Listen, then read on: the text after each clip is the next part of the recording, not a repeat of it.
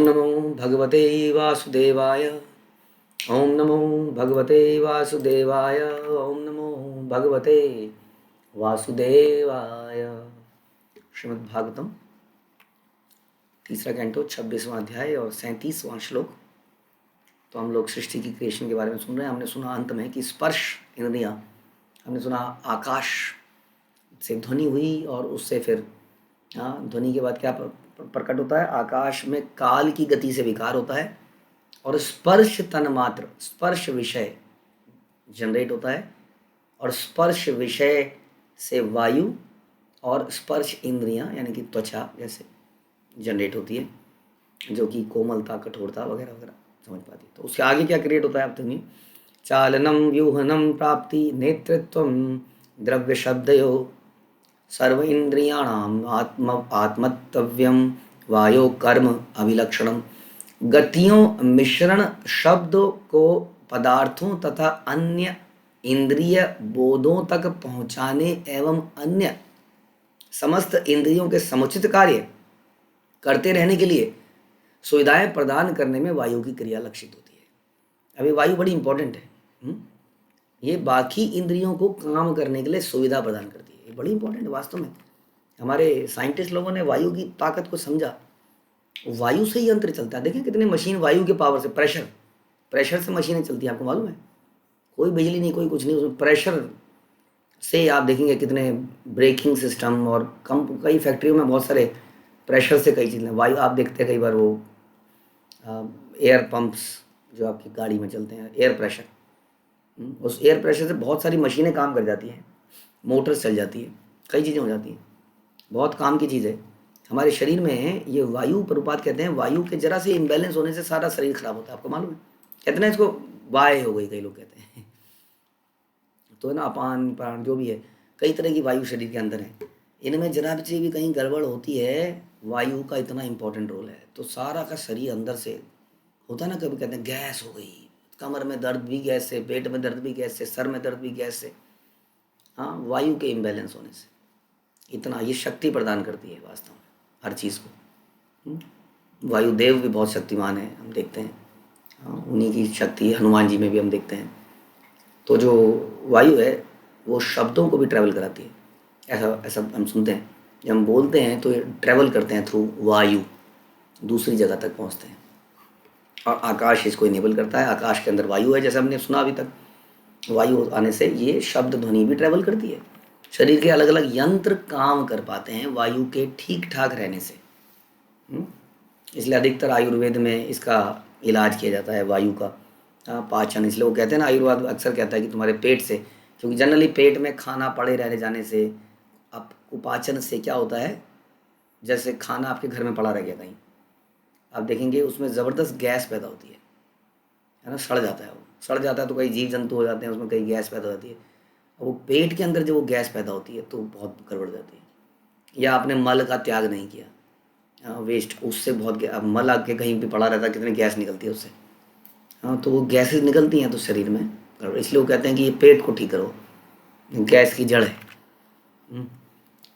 तो इसलिए हम बता रहे हैं कि सभी शब्दों को, शब्द को, पदार्थों को अन्य इंद्रिय बोध तक पहुंचाने, ट्रैवल कराने के लिए ये बड़ी ज़रूरी है। हम देखते हैं कि हवाई जहाज़ वगैरह भी इस वायु के ऊपर ही मैनेज करते हैं सब लोग। हम कैसे चलते हैं हवाई जहाज़, कैसे, किस टेक्नोलॉजी चलता है? वायु को ही प्रेशर देता है। हवा में कुछ और तो है नहीं ना। सड़क तो है नहीं कि सड़क को प्रेशर देगा, टायर रोटेट करेगा, घर्षण करेगा, पुश करेगा आगे को, रबड़ ग्रिप बनाएगा और पुश करेगा। ऐसा कोई टेक्नोलॉजी नहीं है, कोई रबड़ कुछ नहीं है। वो एयर के प्रेशर को ही यूज़ कर रहे हैं। हाँ, उसी से आगे जा रहे हैं। चिड़िया वगैरह सब उसी से उड़ते हैं। तो कितना, बहुत सारे यूसेज अपार्ट फ्रॉम जो हम सांस लेते हैं उसके अलावा, जो कि इतनी क्रिटिकल है कि सांस, पानी के बिना भी आदमी कई दिन चल जाएगा, लेकिन सांस तो बस ऐसे किसी ने बंद किया, थोड़ी देर में ख़त्म। वायु शरीर में इतना इंपॉर्टेंट है। खाना नहीं मिलता, आदमी कई दिन निकाल लेता है। पानी नहीं मिल के भी आदमी निकाल लेता है कई दिन, लेकिन सांस तो बस थोड़ी ही देर में ख़त्म है। हाँ, इसलिए बड़ी क्रिटिकल चीज़ है वास्तव में। लेकिन हम आगे नहीं, हम बड़ा इसको ग्रांटेड लेते हैं क्योंकि भगवान ने फ्री में प्रोवाइड कर रखी है। ओके, तो ये सारी चीज़ वायु का इन्होंने बताया क्या क्या लाभ हैं। आगे बताते हैं। वायो च स्पर्श तन्मात्रात् रूपम दैव इरीतात अभूत समुत्थितम तथा तेजः चक्षुरूपा उपलब्धम वायु तथा स्पर्श तन्मात्रों मात्राओं की अंतःक्रियाओं से मनुष्य को भाग्य के अनुसार विभिन्न रूप दिखते हैं। ऐसे रूपों के विकास के फलस्वरूप अग्नि उत्पन्न हुई और आंखें विविध रंगीन रूपों को देखती हैं। अब देखिए ये नेक्स्ट तत्व पैदा होता है पंच तत्वों में। तो अभी तक आकाश हुआ था, आकाश के साथ ध्वनि थी, फिर उसमें काल का मिश्रण हुआ और वायु आई, और वायु से रिलेटेड स्पर्श इंद्रियां, हाँ, इत्यादि ये आया। और अब क्या है, अब इससे बता रहे हैं वायु और स्पर्श तन मात्राओं की अंतःक्रिया, अब फर्दर मिश्रण होता है। अब क्या होता है, विभिन्न रूप दिखने लगते हैं। यानी कि नेक्स्ट जो तत्व है वो क्या है, अग्नि। देखिए अग्नि में रूप है, वायु में कोई रूप नहीं है, वायु का कोई फॉर्म नहीं होता है जो देख सको, आकाश का कोई फॉर्म नहीं है तो आकाश को देख सको। तो आकाश में ध्वनि थी लेकिन स्पर्श नहीं था, स्पर्श नहीं है ना आकाश में, स्पर्श है नथिंग, नो स्पर्श। हाँ, लेकिन वायु में स्पर्श है, हाँ, लेकिन दृश्य नहीं है, फॉर्म नहीं है कोई।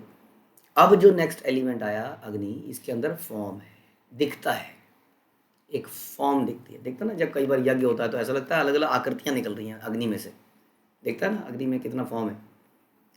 तो ये नेक्स्ट एलिमेंट है जिसमें फॉर्म है या रूप है।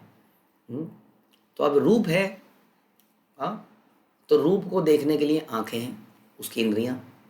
हाँ, अग्नि उत्पन्न हुई और आंखें विभिन्न रंगीन रूपों को देखती हैं। जैसे कि वायु के साथ स्पर्श है वैसे ही अग्नि के साथ आंखें हैं। तो इस प्रकार ये ज़रूरत के अनुसार डेवलपमेंट होती जा रही है धीरे धीरे। ये सृष्टि की रचना हो रही है, अभी सृष्टि के एलिमेंट्स बन रहे हैं। अब ये एलिमेंट्स अलग अलग शरीरों में लगा दिए जाते हैं, अलग अलग तरह की आंखें हो सकती हैं, किसी की आंखें ऐसी, किसी की आंखें डॉट, अलग अलग तरह की। हाँ, तो सृष्टि में फिर तो ये अभी तो बेसिक एलिमेंट बन रहे हैं ना ये। तो एलिमेंट में बना एक रूप होना चाहिए और रूप को देखने के लिए कुछ फीचर होना चाहिए। हमारी आंखें ऐसी हैं, गिद्ध की आंखें डिफरेंट हैं जो ऊपर से ज़मीन पे देख लेती हैं, देन वो वेरिएशन रहेगा। कईयों में एक इंद्रिय ना के बराबर होती है, देख ही नहीं पाते हैं। ऐसा जैसे हम कहते हैं कि कुत्ता है, हम सुनते हैं कि कुत्ते, आपको मालूम पता नहीं है कि नहीं, कुत्ता ठीक से देख नहीं पाता आकृतियों को, पता है आपको। कुत्ते की जो नज़रें हैं उनमें प्रॉब्लम है, कुछ कमज़ोर रहती हैं, इसलिए कई बार देखेंगे आप कोई कुत्ता सड़क के बीच में बैठ जाता है जाके, उसको एकदम से क्लियरली नहीं दिखता है कि क्या आ रहा है, लेकिन उसका जो सूंघने की शक्ति है वो एक्स्ट्रा ऑर्डिनरी है, जिसके कारण वो बहुत काम कर जाता है। तो वो देख के उतना नहीं करता है जितना सूंघ के करता है कार्य। तो चोर चक्कों को देख के नहीं पहचानता है, वो सूंघ के पहचान लेता है। तो इस प्रकार से कमजोरी और ज़्यादा हो सकता है, बट ये बेसिक एलिमेंट्स बन रहे हैं अभी, जिससे कि अलग अलग शरीर में रचना होगी। तो अग्नि हुआ, अग्नि से, अग्नि के लिए फिर आंखें भी पैदा हुई जो अलग अलग रूपों को देख पाती है, रंगीन और जो भी है, ब्लैक एंड वाइट। फिर क्या होता है, अपनी माता को आगे बताते हैं, हे माता, द्रव्य आकृतित्वं गुणता व्यक्ति संस्थात्वं एव च तेजस्त्वं तेजसा साध्वी रूप मात्रस्य वृत्तयः। हे माता, रूप के लक्षण आकार, प्रकार, गुण तथा व्यष्टि से जाने जाते हैं। अग्नि का रूप उसके तेज से जाना जाता है। अब आंखों आ गई तो क्या आ गया, आकार विकार, अलग अलग प्रकार के गोल आकार। हम फिर सुनते हैं ना, ज्योमेट्री वगैरह पढ़ते हैं, कितने अलग अलग प्रकार के आकार होते हैं, ट्राइंगल है, रेक्टेंगल है, पता नहीं कौन कौन से एंगल है, सब प्रकार के आकार हैं, कितने प्रकार के आकार हैं, आकृतियां हैं, कितने प्रकार के कलर हैं, रंगीन है, इंद्रधनुष हैं, बहुत सारे। ये सब अब डेवलप होने हैं, अब सब ये डेवलप हो रहे हैं। तो ये आँखों से और फॉर्म, हाँ, फॉर्म यानी कि रूप उसका लक्षण है। इसलिए हम ये भी कहते हैं कि भगवान का भी एक सुंदर फॉर्म है। इस संसार के अंदर ही फॉर्म नहीं है, उस दिव्य जगत के अंदर सुप्रीम फॉर्म है। लोग कहते हैं कि वो दिव्य जगत केवल ब्रह्म ज्योति है, यहाँ से मुक्त हो गए तो इस आकार से मुक्त हो जाओगे, अब निराकार हो जाओगे। आकार से मुक्ति तो निराकार की प्राप्ति, ये झूठ है, गलत है, ये अंगूर खट्टे वाली बात है। हाँ, किसी आदमी की शादी होनी थी किसी लड़की से, उस लड़की ने मना कर दिया, बड़ी खूबसूरत थी। हाँ, वो छिड़ के बोलता है लड़की बेकार है, कुरूप है, अंगूर खट्टे हैं। अब भगवान का फॉर्म ना तो दिखा, ना उसके बारे में कहीं सुना, ना कहीं पता चला, ना प्राप्त करी, कुछ नहीं है, सब निराकार है। हाँ, जैसे लोग कहते हैं ना सब बेकार है, जनरली जो निराशावादी यूजलेस लोग होते हैं वो किसी ऑफिस में, किसी घर में, क्लास में, कॉन्ग्रीगेशन में ऐसा कहते हुए दिखेंगे आपको, ऐसा सब बेकार है, स्कूल सब बेकार है, ऑफिस सब बेकार है, बिजनेस सब बेकार, कॉन्ग्रीगेशन सब बेकार है। तो जो अपनी सेवा से किसी को प्रसन्न नहीं कर पाता है उसको सब बेकार लगता है दुनिया में। हम्म? इसी तरह से जो भगवान को प्रसन्न नहीं कर पाता उसको आकार की प्राप्ति नहीं होती, उनके सुंदर रूप की प्राप्ति नहीं होती है। जो कंदर्प कोटि कमनी या विशेष शोभम है वो कहता है सब निराकार है। इतनी सुंदर भगवान ने आंखें बनाई संसार में, चाहे लिमिटेड कैपेसिटी से बनाई। हाँ, इन आँखों का कोई रिप्रेजेंटेटिव ही नहीं है भगवान के जगत में। वाह, इतनी कॉम्प्लिकेटेड शरीर, ये आँखें, ये नाक, लेकिन वहाँ पर ये कुछ है ही नहीं दिव्य जगत में। तो फिर यहाँ क्यों होना है? यहाँ पर इन आँखों की कैपेसिटी लिमिटेड है और दिव्य जगत में ये अनलिमिटेड कैपेसिटी है, अनलिमिटेड रूप है, बहुत ही दिव्य रूप है। ये हमें समझना होगा। आगे क्या होता है? द्रव्य। तो हे माता, रूप के लक्षण आकार प्रकार गुण तथा वैसे जाने जाते हैं। प्रत्येक रूप जिसकी हम अनुभूति करते हैं उसके विशिष्ट आकार प्रकार तथा लक्षण होते हैं। किसी विशिष्ट वस्तु की गुणता उसकी उपयोगिता के साथ आंकी जाती है, किंतु ध्वनि का रूप स्वतंत्र है। ओके, आगे बताते हैं। द्योतनम पचनम पानम अदनम हिम मर्दनम तेजसः वृतयः तु एतः शोषणम क्षुत त्रिट एव च। अग्नि अपने प्रकाश के कारण पकाने, पचाने, शीत नष्ट करने, भाप बनाने की क्षमता के कारण एवं भूख प्यास खाने तथा पीने की इच्छा उत्पन्न करने के कारण अनुभव की जाती है। तो अग्नि भी हमारे, जैसे मैंने वायु के बारे में अभी चर्चा करी, ये अग्नि तत्व भी बड़ा इंपॉर्टेंट है हमारे जीवन में। अग्नि के बिना, कहते हैं ना, आग नहीं लगाई तो क्या किया। आग के बिना कुछ मिलता नहीं है पेट को, जलाना पड़ता है, पकाना पड़ता है। ये पकाने से कितने सुंदर चीज़ें बन के आ जाती हैं हमारे सामने, अलग अलग आंच पे, अलग अलग ड्यूरेशन पे। ये माइक्रोवेव या जो अवन है, ये सब क्या है? अग्नि के ही अलग अलग प्रकार हैं।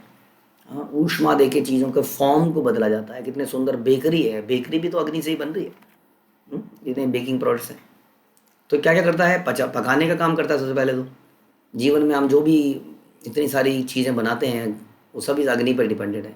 सोचिए, हमने कभी इतना गहराई से सोचा है कि ये अग्नि ना हो तो हम कैसे इतने बढ़िया बढ़िया कोफ्ते पकाए जा रहे हैं, पकौड़े पकाए तले जा रहे हैं, कितनी वैरायटी बनाई जा रही है, ये सब अग्नि तत्व से।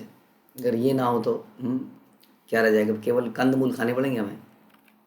तो पकाने का काम करती है और पचाने का काम करती है। शरीर के अंदर खा तो लिया, अब खाने के बाद यदि पचाया नहीं तो शाम का मज़ा कैसे आएगा?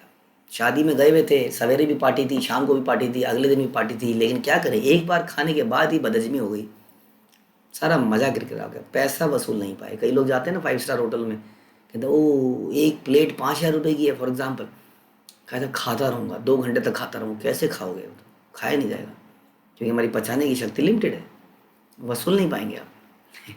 लेकिन कहने का मतलब है कि जब हम ये खाते हैं, हाँ, तो उसको पचाने का काम बड़ा इंपॉर्टेंट है, जो कि पेट के अंदर, शरीर के अंदर ही अग्नि कार्य करती है। वहाँ भी अग्नि है, हाँ, शरीर के अंदर भी अग्नि है। ज्वर है ना हमारा, होता है ना 98 डिग्री हम कहते हैं, तो ये क्या है? ये ज्वर है। ये ज्वर है अल्टीमेटली। अगर शरीर में ज्वर नहीं होता तो क्या होता है? व्यक्ति मर जाता है। ज्वर ज़्यादा होना भी खतरनाक है, कम होना भी खतरनाक है। तो ये शरीर के अंदर, इसका मतलब कंटिन्यूस अग्नि होती है। शीत नष्ट करने, गर्मी पैदा करती है। आप जानते हैं कि जितने भी जैकेट्स हैं, विंड शीटर हैं, क्या कार्य करती हैं? ये गर्मी डेवलप नहीं करती हैं। गर्मी तो आप कश्मीर में कुछ ऐसे पोशाक होती हैं जिसके अंदर आदमी अंगीठी रख के घूमता है, वो एक अलग केस हो गया जिसमें आप गर्मी पैदा करते हैं अंदर। अदरवाइज जितनी भी जैकेट्स वगैरह हैं वो क्या करती हैं? शरीर की गर्मी को अंदर रोक के रखती हैं, बाहर की सर्दी को अंदर नहीं आने देती हैं। तो आदमी की शरीर में इनफ हीट डेवलप होती है जो कि उसको गर्म रख सके, लेकिन बाहर के वातावरण के कारण वो ठंडा हो जाता है। अगर जैकेट उसी को रोकने का कार्य करती है, स्वेटर उसी को रोकने का कार्य करते हैं, विंड शीटर पहनते हैं लोग, है ना, उसका पर्पज़ यही है। यानी कि शरीर के अंदर ये जो गर्मी है ये हमारे को, हाँ, शीत, हमारा जो ठंड है उसको नष्ट करने का भी कार्य करती है। उसके बाद भाप बनाना, भाप से कितने काम करते हैं हम, कई सारी कुकिंग तो भाप में होती है। स्टीम्स के अंदर कितनी इडली बनाते हो, वेजिटेबल्स बनाते हो, भाप को लेते हो, ये कार्य भी गर्मी, ये कार्य भी अग्नि करती है। तो भूख प्यास, खाने की और पीने की इच्छा उत्पन्न भी, क्योंकि ये पचाती है तो खाने पीने की इच्छा, यानी कि संसार में खाना ही, आज के कलयुग में खाने में ही प्राण है। कहते हैं सारा बिजनेस ठप हो जाते हैं, खाने के बिजनेस ठप नहीं होते। लेकिन ये जो इच्छा है खाने की, ये तभी होती है जब ये अग्नि प्रॉपर जलती है अंदर। हाँ, तो इतना इम्पोर्टेंट है ये अग्नि, जो भगवान अग्नि तत्व हमको देते हैं। तो हम अग्नि तत्व में आ गए, हम तो फॉर्म में आ गए, हम ध्वनि में आए, हम स्पर्श में आ गए, और हम आँखों में आ चुके हैं, अग्नि में भी आ चुके हैं। अभी तक हम कुछ चीज़ें अभी भी नहीं आए, स्वाद अभी अभी अभी तक हमने नहीं देखा, स्वाद और गंध इंद्रियां अभी तक नहीं आई। हाँ, तो ये तत्व, इनसे रिलेटेड तत्व कौन से हैं? जल और पृथ्वी। तो ये तत्व आगे कैसे डेवलप होंगे, इसको हम अगले प्रवचन में सुनेंगे। हरे कृष्णा। श्रील प्रभुपाद की जय। ग्रंथराज श्रीमद् भागवतम की